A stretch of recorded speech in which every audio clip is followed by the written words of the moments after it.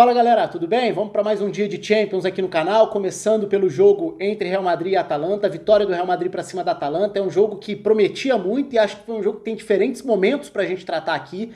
Vale sempre a lembrança, nas quartas-feiras eu tenho subido o vídeo um pouco depois, até porque logo depois da rodada da Champions tem o Fim de Papo, que é o programa live no UOL, que eu faço com o Mauro César, com o Júlio Gomes também. Vou deixar até o link aqui em cima para quem quiser acompanhar lá, já que o vídeo fica disponível depois também. A gente fala sobre a semana de Champions. Mas foi um jogo, claro, marcado por uma expulsão muito cedo e também por uma questão de estratégias dos dois lados. E aí tava um componente que seria o mais interessante taticamente de falar.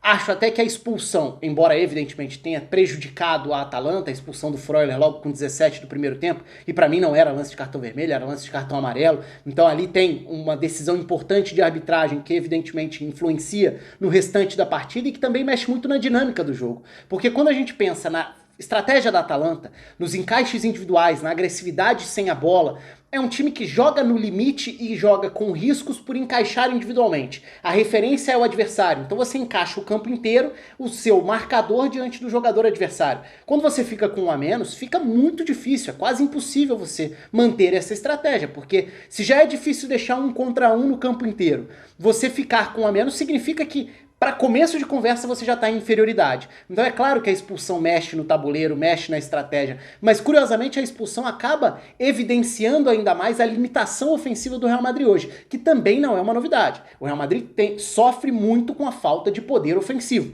Num jogo em que não conta com o Benzema, então, mais ainda. Mas vamos falar das escalações, vamos falar sobre a primeira parte do jogo, antes da expulsão, a estratégia do Zidane, que acho que foi muito interessante. O plano do Zidane foi bom e funcionou, embora não tenha sido por isso que o Real Madrid tenha conseguido a vitória. Acho até que a vitória foi um castigo para a Atalanta, que se sustentava bem na maior parte do jogo, tendo que se adaptar a uma expulsão precoce, tendo que se segurar fora das suas características, mas o jogo tem diferentes momentos. Então vamos começar pela primeira parte mesmo, pelas escalações. E onde que estava a novidade aí, né? Claro, chamava atenção o Ilicic no banco de reservas da Atalanta, mas o Muriel vem em ótima fase, Muriel e Zapata formando a dupla de ataque, o Pessina como esse meia atrás da dupla. Natural, a formação da Atalanta não tinha grandes surpresas. No lado do Real Madrid, além dos vários desfalques, o que chamava atenção era a presença do Isco. O Isco como substituto do Benzema, o Isco para ser um 9 móvel, um cara que não guardaria posição e que principalmente tentaria quebrar os encaixes de marcação do Gasperini. Então aí eu acho que está um ponto muito interessante como ponto de partida tático, de estratégia, porque foi o Zidane se adaptando ao adversário e tentando criar problemas, dúvidas para a marcação da Atalanta. A Atalanta vai ser agressiva no 11 contra 11? Vai. Então a Atalanta vai ter Zapata e Muriel iniciando essa pressão em cima dos zagueiros, e aí tava um duelo muito legal, né? O Real Madrid é um time que, desde a primeira passagem com o Zidane, é um time muito confiante em sair jogando, em superar pressões dos adversários. Talvez seja a maior virtude do Real Madrid durante todo esse período do Zidane. Eu tô pegando a primeira passagem dos títulos e tudo. Ser um time muito confiante em conseguir superar mesmo as posturas mais agressivas dos adversários para tentar controlar o jogo. Nem sempre é um time que tenta romper a pressão do adversário para ser vertical e castigar do outro lado do campo. E sim para quebrar o ímpeto da marcação do adversário e mostrar que vai manter o controle a partir da posse de bola, que vai ditar o ritmo da partida com a bola. Aí tá uma característica muito marcante do Real Madrid com o Zidane. Só que contra a Atalanta o time seria testado. E logo de cara não ter um Sérgio Ramos iniciando a saída de bola já compromete, porque é um líder, não só em termos de liderança mesmo, mas questão técnica. A saída de bola é muito mais qualificada com o Sérgio Ramos em campo. Então, logo de cara, Nacho e Varane seriam pressionados por Zapata e Muriel, o Pessina faria esse encaixe no Casemiro, De Jong de um lado faria um encaixe no Toni Kroos, do outro lado o Freuler faria um encaixe no Modric. Então ali, os três meio-campistas da Atalanta encaixando nos três meio-campistas do Real Madrid. Os dois atacantes da Atalanta encaixando nos dois zagueiros do Real Madrid. Os laterais do Real Madrid teriam um encaixe dos alas da Atalanta, que subiriam para pressionar no lado da bola. Então a saída é com o Lucas Vazquez de um lado, vai lá subir para marcar o Gozens. A saída é com o Mendy do outro, vai lá subir o Meili para fazer essa marcação. Meili substituindo o Hateboer, que é o titular da ala direita, que era desfalque também. Então, aí já começava esse tabuleiro. A Atalanta ia encaixar, ia pressionar, ia ser agressiva dentro da estratégia. O que o Zidane pretende fazer? Coloca o Isco. Porque o Romero, que vem fazendo ótima temporada, como esse zagueiro central da Atalanta, é um jogador de ótima capacidade de antecipação e que é justamente quem encaixa no 9 do adversário. Então ele tem sido o cara que, aliás, tem uma entrevista muito boa dele ao jornal El País, em que ele fala sobre as ideias do Gasperini, o desenvolvimento dele na temporada, a consciência e o entendimento do jogo da Atalanta também, e ele tem sido o cara responsável por bater de frente com os principais atacantes, os centroavantes dos adversários. Só que dessa vez, inicialmente ele teria o Benzema pela frente, que é um 9 que se movimenta muito. Mas dessa vez ele acabou não tendo um 9 pela frente, porque a ideia do Zidane foi não começar com o Mariano, e sim começar com o Isco. E qual que era o princípio disso aí? O Romero vai perseguir o 9 que a gente vai escalar, pensando na cabeça do Zidane, então eu não vou escalar o 9, vou colocar um meia que vai circular muito mais pelo campo, que vai obrigar ou o Romero a largar essa perseguição, ou a ir tão longe na perseguição que isso vai abrir algum tipo de espaço. Então o que acontecia era muito isso. O Isco se movimentando, tentando arrastar o Romero com ele, e o Real Madrid tentando, com o Mendy se projetando pelo lado esquerdo, abrir espaço para que principalmente o Toni Kroos pudesse ter mais tempo, já que ele é o termômetro da saída de bola do Real Madrid, é o principal passador para iniciar as saídas de bola do Real Madrid, para que ele pudesse ter pelo menos só um pela frente, que seria o De Jong subindo para pressionar. Então era um jogo muito montado a partir disso, desses encaixes. E como que o Real Madrid tentaria quebrar isso? Com o Isco voltando para ser um quarto jogador de meio campo, para tentar criar um 4 contra 3 nesses encaixes, para gerar dúvida. O Romero não subiu com ele. Quem que vai acompanhar agora? É a hora de um dos zagueiros pelos lados ir para essa perseguição? Ou um dos volantes vai precisar sair do seu alvo inicial para ter o Isco como referência? Esse era o tipo de dúvida que o Zidane tentava causar. E o Real Madrid consegue, nos primeiros 15 minutos, 17 minutos antes da expulsão, o Real Madrid consegue não criar situações claras. Não era esse o ponto. Mas consegue ficar confortável com a bola diante de uma Atalanta que geralmente deixa todo mundo desconfortável com a bola. Por conta desses encaixes, por conta dessa marcação, por condicionar a saída de bola do adversário. Então aí tinha uma vitória tática do plano inicial do Zidane. E o que começava a aparecer, que seria determinante dentro do jogo? A estrutura de utilização do lado esquerdo, porque o Mendy se projetava e com isso tentava empurrar o Meili para trás, o Vinícius Júnior não ficava como um atacante por dentro, então o Vinícius Júnior abria para tentar levar com ele o Tolói, que era o cara dessa perseguição nesse encaixe, e o Mendy ou empurrava o Meili para trás, né, para o campo de defesa, o que já aumentava essa área do campo para o Toni Kroos tentar receber como uma opção de passe, para tentar ter o Isco circulando por ali também, ou o Mendy aparecia nas diagonais. Então, se o Vinícius Júnior trazia o Tolói para fora, se o Isco trazia o Romero para fora dessa área central do campo, os três zagueiros da Atalanta já não estavam ali. E se saísse uma aceleração de uma tabela, era o Mendy quem tentava entrar em diagonal quase como um atacante, fazendo esse movimento. E isso acontece várias vezes dentro do jogo. Aliás, é num movimento desse que vem o lance da expulsão, com o Mendy infiltrando, e aí no caso é o Freuler indo para fazer essa compensação, já que o Mendy já tinha deixado para trás qualquer tipo de perseguição, porque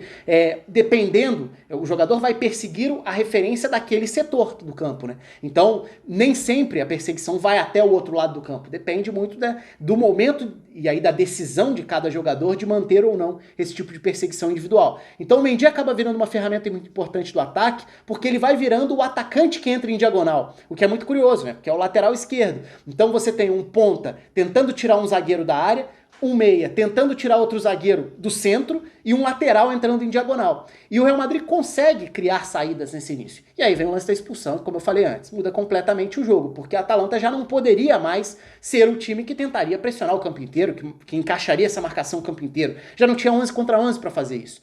E isso começa, claro, vem a substituição depois também, né? É uma forma da Atalanta tentar repensar um pouco essa distribuição das peças. Então entra o Pasalic para tentar ser esse jogador. O Zapata se machuca, que também é outro problema, porque o Zapata é um jogador que, pelo físico, pela explosão, por sair da área, gera muitos problemas para os zagueiros adversários, mas ele acaba sentindo a lesão também. Então entra o Pasalic para tentar reorganizar um pouco o meio, com o Pessina voltando para ser esse meio campista, Pessina e De Jong, e o Pasalic fazer essa marcação em cima do Casemiro. Só que agora a Atalanta já não tem mais dois atacantes que podem começar essa pressão em cima dos zagueiros do Real Madrid, o que significa que alguém vai sobrar. E quem começou a sobrar e que fez um ótimo primeiro tempo, na marcação e também com a bola, foi o Nacho. Porque se o Mendy começa a se mandar e o Vinícius Júnior passa a ficar como ponta pela esquerda, o Mendy passa a aparecer quase como um atacante por dentro, o Isco segue circulando pelo campo tentando tirar a referência do Romero e tirar o Romero do centro da defesa.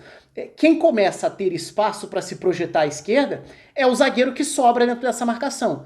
O Muriel ficava geralmente tentando cercar a participação do Varane, o Nacho começa a se mandar. E o Nacho chega a ter uma ótima arrancada em que entra na área, bate cruzada, a finalização acaba saindo ruim, né? Mas foi uma jogada justamente com essa característica. Se sobrava um nesses encaixes, esse um geralmente era o Nacho. E o Nacho foi uma opção muito boa dentro do primeiro tempo para tentar gerar esses avanços de novo, pelo lado esquerdo do campo, que era por onde o Real Madrid tentava criar. Do outro lado, o Jim City muitas vezes era quem acompanhava o Asensio, o Lucas Vázquez teria esse embate por aquele setor com o Gosens, mas principalmente o lado esquerdo era o lado que concentrava as ações. Pela direita, muitas vezes com o Modric também o Real Madrid tentava criar, sair jogando. Mas nesse novo cenário, então no primeiro tempo, o Real Madrid até conseguiu quebrar num primeiro momento esses encaixes da marcação de um time em inferioridade numérica, depois da expulsão. No segundo tempo, a Atalanta passa ainda mais a se defender de uma outra forma. E aí ela passa a defender muito mais recuada e a tentar se preocupar mais com os espaços do campo, em tentar proteger mais a própria área, em tentar bloquear essas entradas. E aí estava o grande problema. Ok, se um adversário resolveu fechar os espaços, porque dentro dessa estratégia agressiva e de risco da Atalanta, que é o jeito que a Atalanta sabe jogar, com muita personalidade, o Real Madrid tinha pensado e bolado uma estratégia que poderia quebrar esses encaixes e achar espaços. Porque se você tirou as peças de posição e abriu espaços para alguém infiltrar, você vai conseguir sair de frente para o gol com campo para avançar.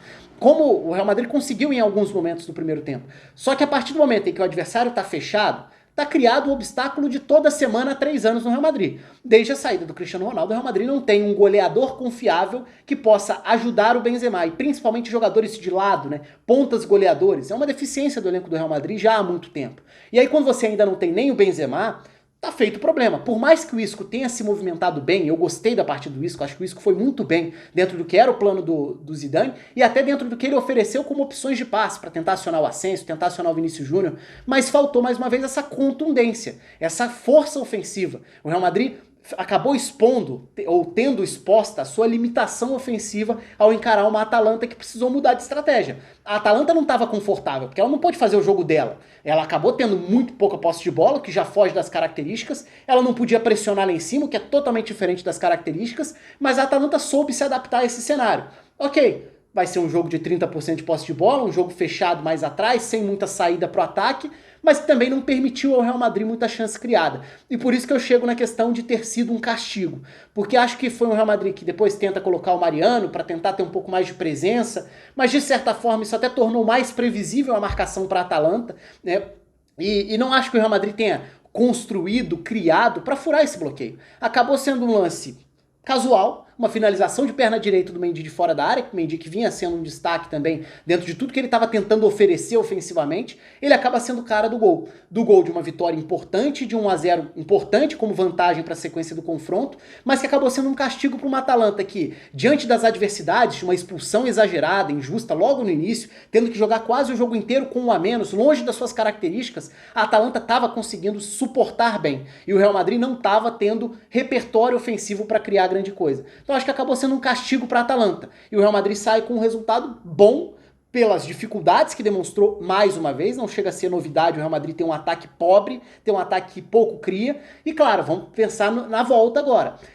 Casemiro fora. É um desfalque importantíssimo, principalmente ao projetar uma Atalanta com 11, porque a Atalanta é um time que incomoda, que tem personalidade, que condiciona o jeito de jogar. E porque o Real Madrid não tem um substituto com as características do Casemiro também. Então tende a ser um jogo bem interessante e de uma dinâmica diferente da ida. Vamos ver também quais são os jogadores que voltam, né? Até porque a lista de lesionados do Real Madrid era muito grande, isso impactou principalmente na ausência do Benzema, do Sérgio Ramos, mas também nas opções de banco de reservas para o Zidane. Enfim, acho que foi um bom jogo dentro de planejamento inicial de estratégia, alterações nas estratégias, ainda que tenha sido a partir de uma expulsão muito discutível, para mim injusta, para mim equivocada, mas que acabou tendo um gol castigando um time que tinha conseguido fazer um bom jogo mesmo diante dessas circunstâncias que foi a Atalanta.